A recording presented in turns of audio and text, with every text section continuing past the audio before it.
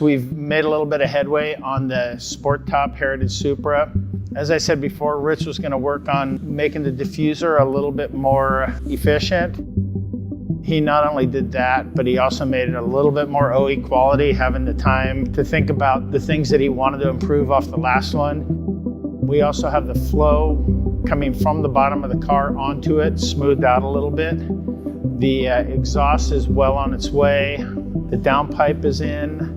The location of the pipes coming out the back are also in place now. Here's the diffuser. As you can see, it's completely hand-built. 2-in-1, all stainless. Center exhaust over there. The subtleties is what you'd notice the most if you put both cars by each other. There's just little improvements in this, and then there's way more repeatability also. We were worried with not having a roof in it. It could fold right here. So we went all the way back to the back of the tub there, all the way up into the engine bay here. From underneath on a lift with all the stock panels in, you shouldn't even be able to know that anything happened here. We've also done a lot of conceptualizing on where to cut the roof. Way more complicated than we thought in the beginning. The day we cut the roof off this thing is the day we can't turn back.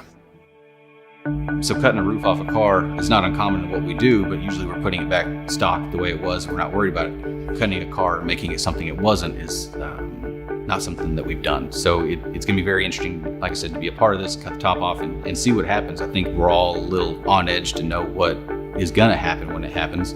We brought the Supra up to the shop yesterday, get it all prepped, get everything ready, because today is kind of a red letter day. Steel was a little harder to cut through than I expected. We tried with an air saw first.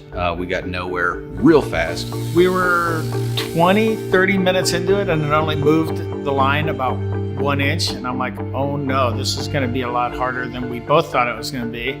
The fact that he reacted the way he did and said, all right, let's try something different. I love that. I love working with people like that who aren't so locked into their box. 10 minutes later, we're halfway done. I think it's an iconic thing for the car to have a removable hardtop. So I think the first one to cut the top off, to bring it to surgery, you know, put it under the knife, I'm pretty honored to be a part of that. Really happy with the way the lines were cut on it. We still have a lot of cleanup left to do on it. Obviously it's a work in progress, but man, oh man, it feels good to be able to actually see what it's gonna look like in 3D instead of on a rendering. I'll probably sleep tonight. Been stressing a lot about this with regard to cutting out a huge part of the structure of the car. I hope that everybody else loves it as much as I do already.